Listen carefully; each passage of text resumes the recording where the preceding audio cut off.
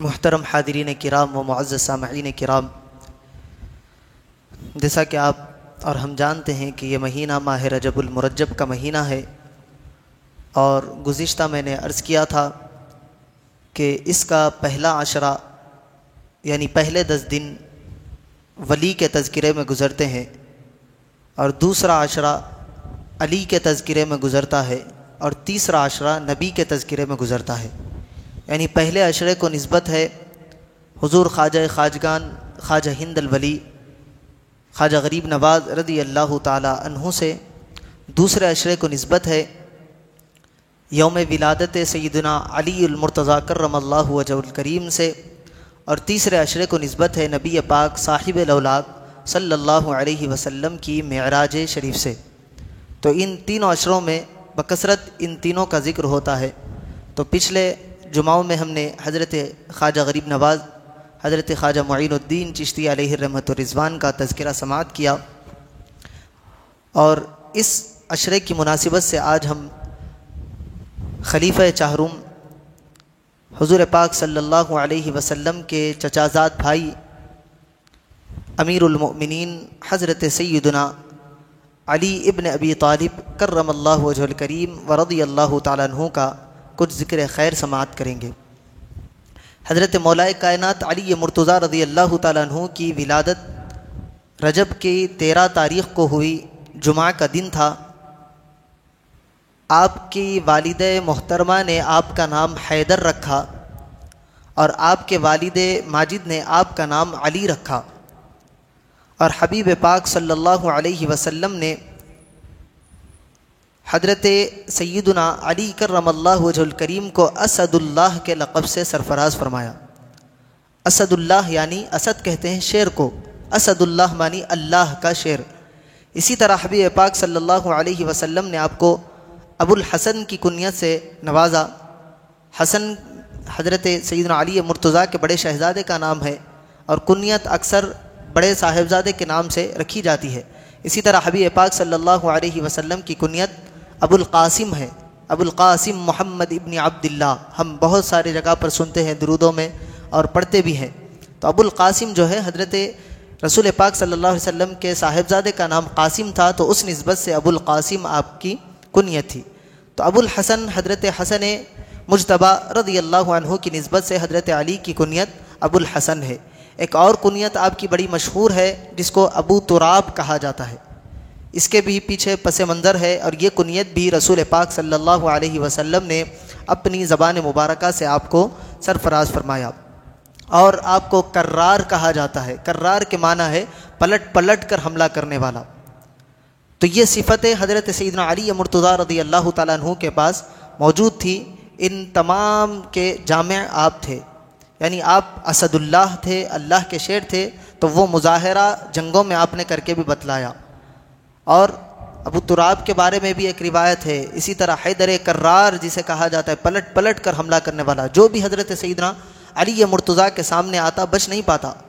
حضرت علی مرتضیٰ کرم اللہ تعالی وجہہ الکریم نے جنگوں میں ایسے ایسے نامور پہلوانوں کو مزہ چکایا ہے کہ جن کے سامنے کوئی ٹک نہیں پاتا تھا، وہ للکار کر کہتے تھے کہ ہے کوئی جو آئے اور ہم سے مقابلہ کرے۔ ایسوں کے سامنے حضرت علی مرتضیٰ کرم اللہ وجہہ الکریم پہنچتے، اور اس کو نار جہنم کر کے واپس خیمے میں لوٹتے۔ ایسا مظاہرہ حضرت علی مرتضیٰ کرم اللہ تعالی وجہہ الکریم نے کیا۔ اور میں نے خطبہ مسنونہ میں جس آیہ مبارکہ کی تلاوت کا شرف حاصل کیا، اللہ تبارک و تعالی ارشاد فرماتا ہے وَمِنَ النَّاسِ مَن يَشْرِي نَفْسَهُ ابْتِغَاءَ مَرْضَاتِ اللَّهِ، لوگوں میں سے کچھ ایسے لوگ ہیں جو اللہ کی رضا کی خاطر اپنی جانوں کو بیچ دیتے ہیں، یعنی اللہ کے لیے اپنی جانوں کا نذرانہ پیش کر دیتے ہیں۔ یہ آیت مبارکہ کے متعلق بہت ساری تفاسیر علماء تفسیر نے اس کی لکھی ہے، اور اس میں ایک تفسیر یہ بھی ہے کہ یہ آیت مبارکہ اس وقت کے منظر کو دیکھتے ہوئے نازل ہوئی کہ جب رسول پاک صلی اللہ علیہ وسلم کو اللہ تبارک و تعالی نے ہجرت کا حکم ارشاد فرمایا کہ اے حبیب اب آپ مکے کو چھوڑے اور مدینے کی طرف ہجرت کے لیے نکل جائے۔ تو حبیب پاک صلی اللہ علیہ وسلم حضرت سیدنا صدیق اکبر رضی اللہ تعالیٰ عنہ کو لے کر سفر ہجرت کے لیے جانے کا ارادہ فرمائے اور حضرت علی مرتضیٰ کرم اللہ وجہ الکریم کو اپنے بستر مبارکہ پر سلا دیا۔ یہ دونوں اشخاص رسول پاک صلی اللہ علیہ وسلم کے چہیتے تھے اور اللہ تبارک و تعالیٰ کے پاس بڑا مقام ان دونوں کا ہے، حضرت سیدنا صدیق اکبر کا بھی، حضرت سیدنا علی مرتضیٰ کرم اللہ وجہ الکریم کا بھی۔ تو ایک کو رسول پاک صلی اللہ علیہ وسلم نے اپنا ساتھی، اپنا رفیق بنایا اور سفر ہجرت پر آپ ان کو ساتھ لے گئے، اور وہ سفر بھی کوئی معمولی سفر نہیں تھا۔ دشمن طاق میں ہے کہ کب موقع ملے اور کب ہم رسول پاک صلی اللہ علیہ وسلم کو معاذ اللہ شہید کر دے، یہ ارادے سے دشمن ڈٹا ہوا ہے۔ رسول پاک صلی اللہ علیہ وسلم کو دیکھ رہا ہے کہ کب موقع پائے اور کب ان کو شہید کر دیا جائے۔ تو ایسے سفر میں رسول پاک صلی اللہ علیہ وسلم نے جس ساتھی پر سب سے زیادہ بھروسہ کیا وہ حضرت سیدنا ابو بکر صدیق رضی اللہ عنہ کی ذات تھی۔ اور ایسے وقت میں کہ جب دشمن چاروں طرف سے آپ کے گھر کا محاصرہ کیے ہوئے ہے کہ کب موقع ملے اور رسول پاک صلی اللہ علیہ وسلم کو شہید کرے، اللہ نے ہجرت کا حکم دے دیا کہ اے حبیب اب آپ ہجرت کر کے مدینے کی طرف چلے جائے۔ حبیب پاک صلی اللہ علیہ وسلم اپنے حجرے سے باہر نکلے، کچھ مٹی اٹھائی، کچھ پڑھا اور کفار کی طرف پھینکا۔ وہ پھینکنا تھا کہ کفار کی آنکھیں تو کھلی ہے۔ روایت میں آتا ہے کہ 40 کفار رسول پاک صلی اللہ علیہ وسلم کے گھر کا محاصرہ کیے ہوئے تھے، تو 40 کفار آپ کے اوپر نظریں جمائے ہوئے ہیں، لیکن ان 40 کفار کے بیچ میں سے رسول پاک صلی اللہ علیہ وسلم نکل کر چلے گئے، کفار کو پتہ بھی نہیں چلا۔ اور رسول پاک صلی اللہ علیہ وسلم نے اپنے بستر مبارک پر سیدنا علی کرم اللہ وجہ الکریم کو سلا دیا اور یہ حکم دیا کہ اے علی، میرے پاس کفار کی کچھ امانتیں ہیں مکہ والوں کی، کل صبح میں تم ان امانتوں کو لوگوں کے حوالے کر کے مدینے میں ہم سے آ کر ملاقات کر لینا۔ تو حضرت علی کرم اللہ وجہ الکریم کا یہ معاملہ تھا کہ رات بھر آپ اللہ تبارک و تعالیٰ کی عبادت کیا کرتے تھے، رات بھر گریہ وزاری میں اپنی شبوں کو گزارا کرتے تھے۔ اور اس رات صحابہ کرام نے دیکھا کہ حضرت علی کرم اللہ وجہ الکریم نبی پاک صلی اللہ علیہ وسلم کے بستر مبارکہ پر آرام سے سو رہے ہیں۔ ایسا سوتے ہوئے انہوں نے حضرت علی کو پہلے نہیں دیکھا تھا۔ بعد میں حضرت علی سے لوگوں نے پوچھا کہ اے علی، ہم نے آپ کو دیکھا کہ آپ رات بھر جاگ کر رب کی عبادتیں کرتے ہیں، اور اس رات تو ایسی رات تھی کہ دشمنوں کا حملہ ہونے والا ہے، کب دشمن موقع پا کر حملہ کر دے کسی کو پتہ نہیں ہے، اور رسول پاک صلی اللہ علیہ وسلم کے جان کے دشمن وہ بنے ہوئے تھے، اور آپ رسول پاک صلی اللہ علیہ وسلم کے بستر پر بڑے آرام سے سو رہے تھے، وجہ کیا تھی؟ تو حضرت علی فرماتے ہیں میں جو روزانہ راتوں کو جاگا کرتا تھا، مجھے اس بات کی خبر نہیں تھی کہ یہ میری آخری رات ہے یا کل مجھے ایک اور دن ملنے والا ہے، تو میں اپنی آخری رات سمجھ کر رب تبارک و تعالیٰ کی عبادت میں اس کو گزارا کرتا، رب کو منانے کی خاطر اللہ کی عبادت کو کثرت سے کیا کرتا۔ لیکن جب رسول پاک صلی اللہ علیہ وسلم نے مجھے اپنے بستر پر سونے کا حکم دیا اور یہ فرمایا کہ اے علی، یہ امانت ہے کل لوگوں کو پہنچانا اور مدینے میں آ کر ملنا، مجھے رسول پاک صلی اللہ علیہ وسلم کی بات پر اتنا بھروسہ ہے کہ رسول پاک نے کہا کہ کل مدینے میں آ کر ملنا، مجھے یقین ہو گیا کہ آج رات میں کچھ بھی کر لوں، دیگر راتوں میں میری جان جا سکتی ہے لیکن اس رات علی کی جان جانے والی نہیں ہے۔ ایسے یقین حضرت علی مرتضیٰ رضی اللہ عنہ کو رسول اللہ کی بات پر تھا، اور حضرت علی کا وہ مقام اور مرتبہ دیکھے کہ جب تمام کفار رسول پاک پر حملہ کرنے کے لیے تیار ہے، ایسے وقت میں رسول پاک صلی اللہ علیہ وسلم کی محبت کی خاطر اپنے آپ کو آگے کر کے رسول پاک کے بستر پر سونا، یہ بڑے کمال والی بات ہے۔ ادھر سیدنا صدیق اکبر ہے، یہاں بھی دشمنوں کا حملہ ہونے والا ہے کبھی بھی، حضرت سیدنا صدیق اکبر بھی اپنی جان کی پرواہ کیے بغیر رسول پاک صلی اللہ علیہ وسلم کے ساتھ ہے، اور ادھر حضرت علی مرتضیٰ رضی اللہ عنہ اپنی جان کی پرواہ کیے بغیر رسول پاک صلی اللہ علیہ وسلم کے بستر مبارکہ پر لیٹے ہوئے ہیں۔ تو اس سے اندازہ کرے رسول پاک صلی اللہ علیہ وسلم نے سے ان لوگوں کی جو محبت تھی، جو کیفیت رسول پاک صلی اللہ علیہ وسلم کے متعلق تھی صحابہ کرام کی، اس سے ہم کو اندازہ ہوتا ہے کہ ہماری خود کی جان جاتی ہے جائے لیکن رسول پاک صلی اللہ علیہ وسلم پر آنچ بھی نہ آنے پائے۔ حضرت علی مرتضیٰ کرم اللہ وجہ الکریم کا بڑا مقام رسول پاک صلی اللہ علیہ وسلم نے ارشاد فرمایا۔ ایک مرتبہ رسول پاک صلی اللہ علیہ وسلم نے ارشاد فرمایا کہ اے علی، تمہارا وہ مقام ہے میرے پاس جس طرح حضرت موسیٰ علیہ السلام کے بعد ہارون علیہ السلام کا مقام تھا، یعنی حضرت موسیٰ اور حضرت ہارون بیک وقت نبی تھے۔ حضرت موسیٰ کو کتاب ملی، وہ رسول ہوئے، اور اسی رسول کی تبلیغ کرتے ہوئے حضرت ہارون علیہ السلام اس مشن کو حضرت موسیٰ علیہ السلام کے آگے بڑھا رہے تھے۔ تو حبیب پاک اس کی طرف اشارہ کر کے فرماتے ہیں کہ جیسے موسیٰ علیہ السلام کے سپورٹ میں حضرت ہارون کو نبی بنا کر اللہ تبارک و تعالیٰ نے بھیجا، اے علی تمہارا بھی وہی مقام ہے جو ہارون کا موسیٰ کے پاس تھا، یعنی تم بھی میرے ساتھی ہو، تم بھی میرے رفیق ہو۔ یہ مقام حضرت مولا علی کرم اللہ وجہ الکریم کو رسول پاک صلی اللہ علیہ وسلم نے اپنی زبان مبارک سے ارشاد فرمایا۔ اسی طرح حضرت علی مرتضیٰ کرم اللہ وجہ الکریم کے آبشان اور عظمت کا اس بات سے اندازہ لگا سکتے ہیں کہ خیبر کا واقعہ بڑا مشہور ہے کہ خیبر کا قلعہ کئی روز سے صحابہ کرام جنگ کر رہے تھے لیکن فتح نہیں ہو رہا تھا، کیونکہ خیبر کا قلعہ بڑی اونچائی پر ہے۔ جب کوئی حملہ کرنے جاتا وہ اونچائی کی طرف سے تیر برساتے اور یہ لوگ پلٹ کر واپس آ جاتے۔ حضرت حبیب پاک صلی اللہ علیہ وسلم نے ایک رات ارشاد فرمایا کہ میں کل ایسے شخص کے ہاتھ میں جھنڈا عطا کروں گا، اس کے ہاتھ پر اللہ تبارک و تعالیٰ نے فتح لکھ دی ہے۔ یعنی جب وہ جھنڈا لے کر، جس طرح میدان جنگ میں جب پہلے جانا ہوتا ہے تو ایک کو سپہ سالار بنایا جاتا ہے، ایک کو علمدار بنایا جاتا ہے، اس کے ہاتھ میں جنگ کی کمان دی جاتی ہے، تو وہ جھنڈا جس کے ہاتھ میں دیا جائے گا، اللہ اور اس کا رسول اس سے محبت کرتے ہیں اور وہ اللہ اور اس کے رسول سے محبت کرتا ہے۔ یہ مقام حضرت علی کا حبیب پاک صلی اللہ علیہ وسلم نے بتایا، ابھی نام نہیں لیا کہ کون ہے یہ، صرف اتنا فرمایا کہ کل میں جس کے ہاتھ میں جھنڈا دوں گا وہ اللہ اور اس کے رسول سے محبت کرتا ہے اور اللہ اور اس کا رسول بھی اس سے محبت کرتے ہیں۔ صحابہ کرام فرماتے ہیں کہ رات بھر کوئی صحابی نیند میں نہیں گئے، کسی کو نیند نہیں آئی، سب بے چین ہے کہ کل کس کو جھنڈا عطا ہونے والا ہے۔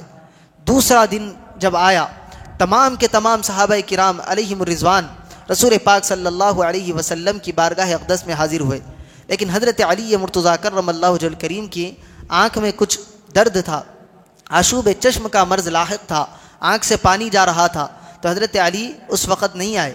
تو رسول پاک صلی اللہ علیہ وسلم نے تمام صحابہ کرام کو دیکھا اور فرمایا کہ علی کہاں ہے؟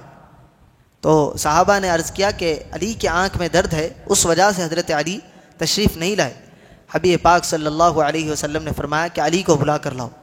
جب صحابہ کرام نے حضرت علی مرتضیٰ کرم اللہ وجہ الکریم کو بلایا تو رسول پاک صلی اللہ علیہ وسلم نے حضرت علی مرتضیٰ کی آنکھوں میں اپنا لعاب دہن لگایا اور حضرت علی مرتضیٰ حیدر کرار رضی اللہ عنہ کو وہ جھنڈا عطا فرمایا اور کہا کہ اے علی جاؤ خیبر کے قلعے کو فتح کر آؤ۔ جب حضرت علی مرتضیٰ رضی اللہ عنہ گئے، روایت میں آتا ہے کہ حضرت علی مرتضیٰ نے بڑی شجاعت اور بہادری کا مظاہرہ کیا اور وہ دروازہ جس کو کھولنے کے لیے صحابہ کرام کئی روز سے کوشش کر رہے تھے، حضرت علی مرتضیٰ نے اپنے بائیں ہاتھ سے اس کو اٹھا لیا، اور صرف اٹھا کر کھینچا ہی نہیں بلکہ اس کو ڈھال بناتے ہوئے حضرت علی مرتضیٰ جنگ لڑتے چلے گئے۔ اس کے بعد خیبر کا قلعہ فتح ہوا، وہاں پر اللہ تبارک و تعالیٰ کی مدد و نصرت آئی۔ اس کے بعد حضرت علی نے اس دروازے کو پھینک دیا۔ روایت میں آتا ہے کہ بعد میں 40 صحابہ کرام اس دروازے کو اٹھانا چاہ رہے تھے تو اٹھا نہیں پا رہے تھے، اتنا بھاری وہ دروازہ، اتنا وزنی دروازہ۔ حضرت علی کا مقام دیکھے، حضرت علی کی شجاعت اور بہادری، کیسا اللہ نے ان کو مقام عطا فرمایا کہ 40 صحابہ جس دروازے کو ہلا نہیں سک رہے تھے وہ حضرت علی اپنے بائیں ہاتھ میں لے کر اس کو جنگ لڑتے ہوئے چلے جا رہے تھے۔ ایسی شجاعت، ایسی بہادری، اور جو لعاب دہن رسول پاک صلی اللہ علیہ وسلم نے حضرت علی کی آنکھوں میں لگایا۔ حضرت علی فرماتے ہیں کہ جس آنکھ میں رسول پاک صلی اللہ علیہ وسلم نے لعاب دہن لگایا، وہ آنکھ جو میری پہلے سے کمزور تھی، اس آنکھ پر جب رسول پاک صلی اللہ علیہ وسلم کا لعاب دہن لگا تو میری دوسری آنکھ سے زیادہ بہتر وہ پہلی آنکھ سے نظر آنے لگا۔ یہ رسول پاک صلی اللہ علیہ وسلم کے لعاب دہن کا کمال تھا۔ اور صرف لعاب دہن آپ کو یہیں پر نہیں لگا، جب حضرت علی مرتضیٰ کرم اللہ وجہ الکریم کی ولادت ہوئی، آپ کی والدہ بڑی پریشان ہوئی کہ آنکھ نہیں کھول رہے۔ والد محترم جناب حضرت ابو طالب کے پاس لے گئے، ان کے پاس بھی جب آپ آئے آنکھیں نہیں کھول رہے ہیں، یہ پریشان ہونے لگے کہ اگر بچہ آنکھ نہیں کھولے گا تو شاید نابینا ہے۔ پریشانی کے عالم میں ہے، رسول پاک صلی اللہ علیہ وسلم تشریف لائے اور کہا کہ کیا بات ہے، میں آپ لوگوں کو دیکھ رہا ہوں کہ پریشان دکھ رہے ہیں۔ تو جناب ابو طالب اور حضرت علی کی والدہ حضرت فاطمہ بنت اسد رضی اللہ عنہا فرماتی ہیں کہ علی کو ہم لے کر آئے ہیں، علی آنکھیں نہیں کھول رہے۔ حبیب پاک صلی اللہ علیہ وسلم نے حضرت علی مرتضیٰ کو اپنے گود میں لیا، گود میں لے کر حبیب پاک صلی اللہ علیہ وسلم نے اپنی زبان مبارک حضرت علی مرتضیٰ رضی اللہ عنہ کے منہ میں دی۔ جیسے ہی وہ لعاب دہن حضرت علی مرتضیٰ کے زبان کو لگا، حضرت علی مرتضیٰ کرم اللہ وجہ الکریم نے اپنی آنکھوں کو کھولا، اور جو سب سے پہلے اگر کسی کا دیدار حضرت علی مرتضیٰ نے کیا تو وہ رسول پاک صلی اللہ علیہ وسلم کے چہرے کا دیدار کیا۔ اور اسی کی برکت تھی کہ رسول پاک صلی اللہ علیہ وسلم نے یہ فرمایا کہ علی نے سب سے پہلے ہمارا چہرہ دیکھا ہے تو اس کا بدلہ بھی ہم علی کو دیتے ہیں۔ کیا بدلہ دیا؟ رسول پاک صلی اللہ علیہ وسلم نے فرمایا کہ النظر الی وجہ علی عبادہ، یاد رکھو اے مومنو، علی کے چہرے کو دیکھنا بھی عبادت ہے۔ علی کے چہرے کو تکنا، اللہ تبارک و تعالیٰ علی کو دیکھتے رہنا تمہارے نام اعمال میں عبادت لکھتا جاتا ہے۔ یہ تو اس وقت کے صحابہ اور تابعین کے لیے تھا کہ تم علی کو دیکھتے جاؤ اور اپنے نام اعمال میں عبادت کا ثواب رب سے لکھاتے جاؤ۔ اس کے بعد آنے والوں کے لیے کیا ملا؟ اللہ کے حبیب علیہ الصلوۃ والسلام ایک اور مقام پر فرماتے ہیں کہ ذکر علی عبادہ، یہ تو اس وقت والوں کے لیے تھا کہ علی کو دیکھو اور عبادت کا ثواب پا جاؤ، آنے والے اس سے محروم ہو جائیں گے۔ آنے والوں کو کیا فائدہ ہوگا؟ آنے والی قیامت تک کی نسلوں کے لیے رسول پاک صلی اللہ علیہ وسلم نے یہ مژدہ سنا دیا کہ علی کا ذکر کرو، اللہ تبارک و تعالیٰ تمہارے نام اعمال میں عبادت کا ثواب لکھے گا۔ تو آج ہم حضرت علی کا ذکر کر رہے ہیں تو یہ کوئی معمولی بات نہیں ہے، یہ ہم اپنے نام اعمال میں عبادت کا ثواب لکھاتے جا رہے ہیں۔ ایسا مقام حضرت علی مرتضیٰ کرم اللہ تعالیٰ وجہ الکریم کو اللہ تبارک و تعالیٰ نے اللہ تبارک و تعالیٰ نے عطا فرمایا ہے۔ ایک مرتبہ حبیب پاک صلی اللہ علیہ وسلم صحابہ کرام کے گھر میں تشریف فرما تھے، اور آپ کے حضرت علی مرتضیٰ کے شہزادے حضرت امام حسن رضی اللہ عنہ کو حبیب پاک نے ارشاد فرمایا کہ اے حسن جاؤ عرب کے سردار کو بلا کر لاؤ، عرب کے سردار علی کو بلا کر لاؤ۔ حضرت حسن حضرت علی کو بلانے کے لیے گئے تو حضرت عائشہ صدیقہ رضی اللہ عنہا ام المؤمنین فرماتی ہیں یا رسول اللہ سردار تو آپ ہیں۔ تو حبیب پاک صلی اللہ علیہ وسلم فرماتے ہیں کہ اے عائشہ میں تمام جہانوں کا سردار ہوں اور علی عرب کے سردار ہے، علی کو عرب کا سردار رب تبارک و تعالیٰ نے بنایا ہے۔ جب حضرت علی مرتضیٰ رضی اللہ تعالیٰ عنہ تشریف لائے تو حضرت حبیب پاک صلی اللہ علیہ وسلم انصار صحابہ کرام کے درمیان میں کھڑے ہو کر فرماتے ہیں کہ اے انصار، کیا میں تمہیں ایسی چیز نہ بتاؤں کہ جس پر تم عمل کر کے راہ راست کو یعنی اللہ تبارک و تعالیٰ کے راستے کو پالو گے؟ تو انصار نے کہا کہ یقیناً بتلائے۔ حبیب پاک صلی اللہ علیہ وسلم فرماتے ہیں کہ یہ علی ہے، تم ان سے محبت کرو میری محبت کی خاطر، تم ان کی عزت کرو میری عزت کی خاطر۔ جب تم یہ کام کر لو گے تو اللہ تبارک و تعالیٰ تمہیں راہ راست سے کبھی نہیں بھٹکنے دے گا۔ علی سے محبت کرو گے، علی کی عزت کرو گے، اللہ تبارک و تعالیٰ تمہارے لیے راستے آسان فرما دے گا۔ حضرت علی مرتضیٰ کی محبت بھی ہمارے لیے کافی اور اللہ تبارک و تعالیٰ کے پاس پہنچنے والا راستہ ہے کہ ان کی محبت دل میں ہوگی، ان کی عزت ہوگی، اللہ تبارک و تعالیٰ ہمارے لیے آگے کے راستوں کو کھولتا چلا جائے گا۔ اسی طرح حضرت حبیب پاک صلی اللہ علیہ وسلم نے حضرت علی مرتضیٰ کی شان اور عظمت بتلاتے ہوئے ارشاد فرمایا کہ انا دار الحکمت وعلی بابھا، میں حکمت کا گھر ہوں۔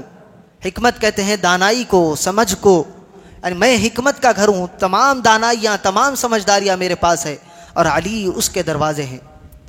جس کو حکمت چاہیے تم کو میرے پاس آ کر حکمت لینا ہوگا، لیکن پہنچنے کا راستہ علی مرتضیٰ سے ہوتے ہوئے ہے۔ علی کو چھوڑ کر کوئی مجھ تک نہیں پہنچ سکتا۔ ایک اور روایت بڑی مشہور آپ نے بارہا سنی ہوگی، انا مدینۃ العلم وعلی بابھا، میں علم کا شہر ہوں اور علی اس کے دروازے ہیں۔ تمہیں علم بھی چاہیے تو علی کے راستے سے میرے پاس آ کر تمہیں لینا ہوگا، تمہیں حکمت اور سمجھداری بھی چاہیے تو علی کے راستے سے تمہیں میرے پاس آ کر لینا ہوگا۔ علی کو چھوڑ کر نہ تم حکمت کو پا سکتے ہو نہ علم کو پا سکتے ہو۔ یہ مقام حضرت علی مرتضیٰ حیدر کرار رضی اللہ تعالیٰ عنہ کا ہے۔ جب رسول پاک صلی اللہ علیہ وسلم نے یہ فرما دیا کہ حضرت علی علم کے دروازے ہیں، تو اب دیکھیں حضرت علی مرتضیٰ کے علم کا کمال۔ حضرت علی مرتضیٰ فرماتے ہیں کہ اللہ تبارک و تعالیٰ نے مجھے قرآن کا ایسا علم عطا فرمایا ہے کہ میں قرآن کی ہر آیت کے بارے میں، وہ کب نازل ہوئی، کہاں نازل ہوئی، کیسے نازل ہوئی، کس کس آیت کا کیا حکم ہے، ہر آیت کا علم اللہ نے مجھے عطا فرمایا ہے۔ اور حضرت علی مرتضیٰ فرماتے ہیں کہ اگر میں قرآن کی تفسیر لکھنے بیٹھوں اور صرف سورہ فاتحہ کی تفسیر کو میں لکھوں تو 70 اونٹ بھر جائے اور سورہ فاتحہ کی تفسیر ختم نہ ہو۔ 70 اونٹ پر ان کاغذوں کو ڈال دیا جائے تو 70 اونٹ اٹھا نہ سکے اتنی میں سورہ فاتحہ کی تفسیر لکھوں گا۔ اس سے آپ اندازہ کریں حضرت علی مرتضیٰ کے علم کا، حضرت علی مرتضیٰ کو اللہ تبارک و تعالیٰ نے کیسا علم عطا فرمایا ہے کہ 70 اونٹ بھر جائے صرف سورہ فاتحہ کی تفسیر سے۔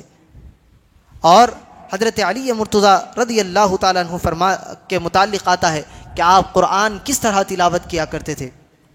آج ہم دیکھیں، ہم حضرت علی مرتضیٰ کے چاہنے والے اپنے آپ کو کہتے ہیں، ہمیں حضرت علی سے محبت کا ہم دعویٰ کرتے ہیں، تو حضرت علی نے جو کام کیے ہیں ان کی زندگی میں سے کچھ نمونے ہمارے پاس بھی تو ہونے چاہیے تاکہ وہ ہماری بخشش اور نجات کا ذریعہ بنے۔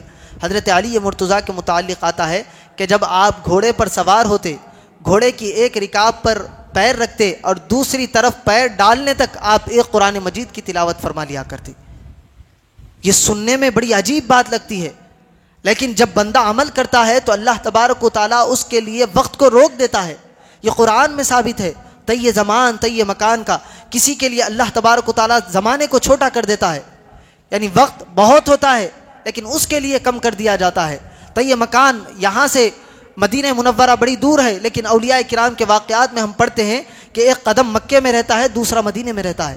تو یہ اللہ تبارک و تعالیٰ ان کو عطا فرماتا ہے ایسی نوازشیں، یہ قرآن سے ثابت ہے۔ تو حضرت علی مرتضیٰ جب گھوڑے پہ بیٹھتے تو آپ کا پیر ایک جگہ ہوتا، دوسری طرف پیر لے جانے تک ایک قرآن مجید کی آپ تلاوت فرما لیا کرتے تھے۔ ایسی قرآن کی تلاوت حضرت علی مرتضیٰ رضی اللہ تعالیٰ عنہ نے کر کے بتائی ہے۔ اسی طرح آخری بات میں حضرت علی مرتضیٰ رضی اللہ تعالیٰ عنہ کے اقوال میں سے ایک سناتے ہوئے اپنی گفتگو کو سمیٹوں۔ حضرت علی مرتضیٰ رضی اللہ تعالیٰ عنہ فرماتے ہیں کہ میری 5 باتیں یاد رکھو، اگر تم ان کو یاد رکھ لو گے اور اگر تم ان کو ڈھونڈنا چاہو تو اونٹوں پر سوار ہو کر ڈھونڈنے لگو تو اونٹ تھک جائیں گے، لیکن تمہیں ان 5 باتوں کے علاوہ تمہیں ان 5 باتوں کا علم کبھی نہیں ہو سکے گا۔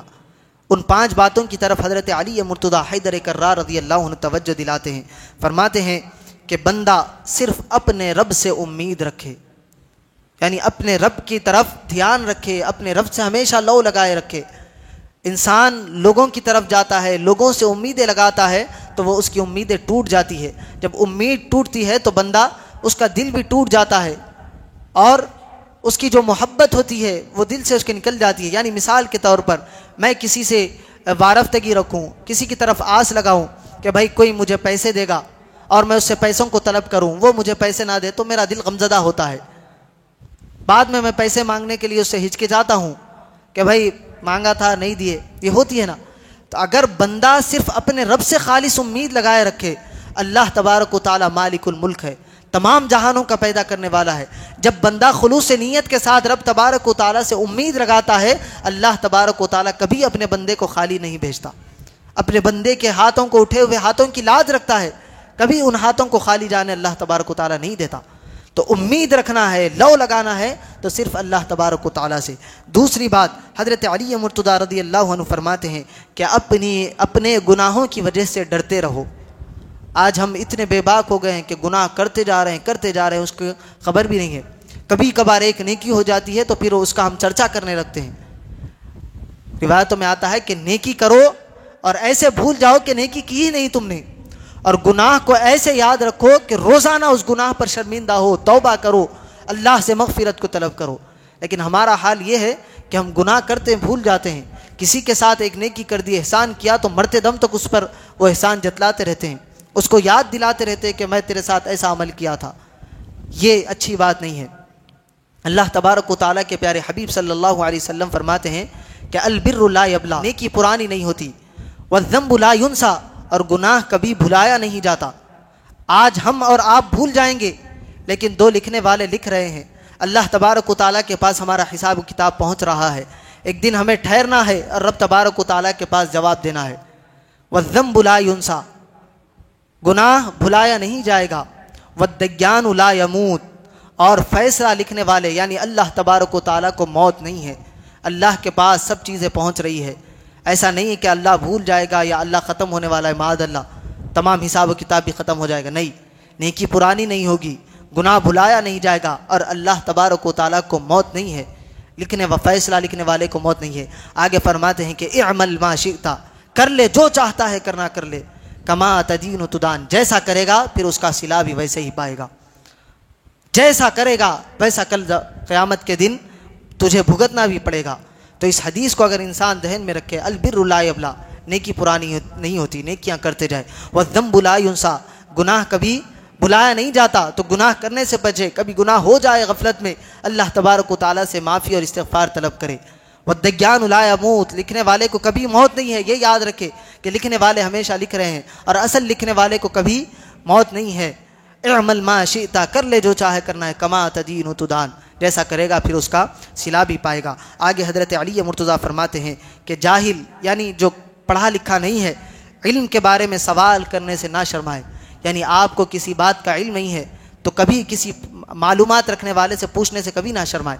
آج ہمارا حال کیا ہو گیا ہے، ہم نمازیں پڑھ رہے ہیں، زکوٰۃ دیتے ہیں، فطرہ دیتے ہیں، صرف سب اپنی مرضی سے کر رہے ہیں، نہ ہم نے نمازیں سیکھی، نہ زکوٰۃ کا طریقہ سیکھا، نہ روزے میں کیا کیا چیزیں ضروری ہوتی ہے، کن چیزوں کا احتیاط کرنا ہے، یہ ہمیں پتہ نہیں ہے۔ صرف ہمارے والدین کرتے تھے، ہم نے اپنے بڑوں کو دیکھا، محلے کے کسی پرانے بزرگ کو دیکھ لیا، انہوں ویسے نماز پڑھتے تھے، ہم بھی ویسے ہی نماز پڑھتے چلے جا رہے، نہ ہم نے نماز کا طریقہ سیکھا، نہ وضو کا طریقہ سیکھا، ہم نے اپنے بڑوں کو دیکھا، اگر بڑے غلط کر رہے ہیں تو آنے والی نسلیں بھی غلط ہی کرتے جائیں گے۔ تو ہمیں چاہیے کہ ہر چیز کے بارے میں ہمیں علم ہو، اور اتنا تو علم ہو کہ جو اپنی ذاتی زندگی ہے، جو ہمارے شب و روز کے معمولات ہے، نماز ہے، اسی طرح زندگی گزارنے کا طریقہ ہے۔ بہت سارے حضرات وضو میں غلطی کرتے ہیں، ہم نے اکثر دیکھا ہے وضو کرتے کرتے اپنی آنکھوں کو چومتے ہیں، بھائی یہ کیا کر رہے ہیں؟ بولے تو ہم نے ہمارے اسلاف کو ایسے ہی دیکھا ہے، ہمارے والد صاحب کرتے تھے یا فلاں انہوں کرتے تھے، یہ طریقہ ہم نے لوگوں کو دیکھ کر سکھایا، اسی لیے اسے غلطی ہوتی ہے۔ تو وضو تو عام لوگوں کو دیکھ کر سیکھ رہے، کیا غسل کا طریقہ ہم نے کس کو دیکھ کر سیکھا؟ غسل بھی دیکھ کر سیکھنے کی چیز ہے، ہمارا غسل ہو رہا ہے یا نہیں ہو رہا ہے، ہمیں اپنے آپ کی فکر کرنا چاہیے۔ اگر آپ کا غسل نہیں ہوا برابر طریقے سے، آپ ناپاک ہے، پانی ناپاک ہو گیا، آپ اسی ناپاک پانی سے غسل کر رہے ہیں اور مسجد میں آ رہے ہیں، چاہے آپ کتنا بھی ایک بکیٹ پانی نہ لے، ایک بیرل پانی نہ لے، آپ کے پاس پاکی نہیں آئے گی جب تک کہ پانی پاک نہ ہو، اور غسل کرنے کا جب تک آپ کو طریقہ نہ آئے۔ بعض حضرات کیا کرتے ہیں، صرف سر سے لے کر پیر تک پانی بہا لیے، اس کو غسل سمجھتے ہیں۔ جب تک آپ کلی نہیں کریں گے، ناک میں پانی نہیں چڑھائیں گے، آپ کا غسل نہیں ہوگا۔ یہ باتوں کو ہمیں سمجھنا چاہیے۔ جب آپ کا غسل نہیں ہوگا تو آپ کا وضو بھی نہیں ہوگا، جب وضو نہیں ہوگا تو آپ کی نمازیں بھی نہیں ہوگی۔ تو یہ تمام چیزیں ہمیں سیکھنا چاہیے، علم والے سے اس کا سوال کرنا چاہیے، وقت نکال کر ان کے پاس بیٹھ کر سوال کر کے ان سے پوچھ لینا چاہیے جو بھی ڈاؤٹس ہے۔ تو حضرت علی مرتضیٰ فرماتے ہیں کہ بندہ صرف اپنے رب سے مانگے، اپنے رب سے لو لگائے رکھے، امید اپنے رب سے رکھے۔ دوسری بات کیا بتائی کہ اپنے گناہوں کی وجہ سے ڈرتا رہے۔ تیسری بات بتائی کہ جاہل یعنی جو کم پڑھا لکھا ہے، جس کو پڑھنا لکھنا نہیں آتا، علم کے بارے میں سوال کرنے سے کبھی نہ شرمائے۔ اور چوتھی بات عالموں کے لیے آپ نے فرمائی کہ اگر عالم کو کسی مسئلے کا پتہ نہ ہو تو وہ کہہ دے کہ اللہ بہتر جانتا ہے۔ کبھی بھی آپ کو کوئی مسئلہ معلوم نہیں ہے، شیخی بگارنے کی ضرورت نہیں ہے۔ کوئی کتنا بڑا مفتی ہو، ضروری نہیں ہے کہ بیک وقت اس کو ہر مسئلہ یاد ہو، ہر مسئلہ زبان سے وہ حل کرے، نہیں۔ بڑے بڑے علماء کو ہم نے دیکھا ہے کہ کوئی سوال پوچھا جاتا ہے تو کہتے ہیں کہ میاں تھوڑا وقت دیو، ہم اس کو تلاش کر کے آپ کو بتاتے ہیں۔ تو کبھی بھی اگر علم والا بھی ہے، آپ کو معلومات بھی ہے، تو پکا مسئلہ معلوم ہے تبھی منہ کھولنا چاہیے، غلط الفاظ، غلط مشورہ کسی کو نہیں دینا چاہیے۔ یہ بھی ایک بات یہاں سے۔ پھر آگے ارشاد فرماتے ہیں کہ ایمان میں صبر کی حیثیت ایسی ہے، یعنی مؤمن کے لیے صبر کی حیثیت ایسی ہے جیسے جسم میں انسان کا سر ہوتا ہے۔ سارا جسم ہے، سر نہیں ہے تو جسم بیکار ہے۔ ایمان والا ہے اور اس کے اندر صبر نہیں ہے تو پھر ایمان والا وہ نہیں ہو سکتا۔ اور میں ہمیشہ دو باتیں کہتا ہوں کہ انسان کے اندر دو چیزیں آ جائے تو وہ انسان کامیابی کی منزل پر جا سکتا ہے۔ ایک، اس کے اندر صبر کی عادت آ جائے، دوسرا شکر کرنے کی عادت اس کے اندر آ جائے۔ ہمیشہ کبھی بھی کوئی پرابلم آئے، کوئی مصیبت ہو، بندہ اس پر صابر رہے، اپنے قدموں کو جمائے رکھے، اور کبھی کوئی نعمت مل جائے، کبھی کوئی آپ کے پاس اچھا معاملہ ہو جائے تو اس پر اللہ تبارک و تعالیٰ کا شکر ادا کرے۔ یہ دو چیزیں انسان کے اندر آ جائے، صبر کی اور شکر کی، کبھی انسان اللہ کی امید، جو اللہ کے راستے ہے، اس سے نہیں بھٹک سکتا۔ اللہ تبارک و تعالیٰ سے جو اس کا کنیکشن ہے کبھی نہیں ٹوٹ سکتا. کبھی کوئی مصیبت آتی ہے تو کہے گا کہ اللہ کی طرف سے اللہ نے ہمیں صبر کرنے کا حکم دیا ہے. وہ اس پر صبر کرتے رہے گا, اللہ اس کے لیے راستے فراہم کرتا ہے, آسانیاں پیدا کرتا ہے. اور جب کبھی کوئی نعمت اس کو مل جاتی ہے تو وہ یہ کہتا ہے کہ میں اس نعمت کا حقدار نہیں تھا, اللہ نے مجھ پر کرم کیا, مجھ کو اس نعمت سے نوازا, میں اس پر اللہ کا شکر ادا کرتا ہوں. اور اللہ فرماتا ہے کہ جو بندہ شکر ادا کرتا ہے ہم اس کے لیے اور زیادتی کرتے ہیں. تو یہ دو چیزیں انسان اپنی زندگی میں لا لے, کبھی انسان اللہ کے در سے نا امید اور مایوس نہیں ہو سکتا. اللہ تبارک و تعالیٰ سے ہم دعا کرتے ہیں کہ حضرت علی مرتضیٰ کے چاہنے والوں میں ہمارا حشر فرمائے, کہنے اور سننے سے زیادہ اعمال صالحہ کی توفیق عطا فرمائے. وصلی اللہ تعالیٰ وسلم علی خیر خلقہ سیدنا محمد وعلی آلہ واصحابہ اجمعین والحمد للہ رب العالمین.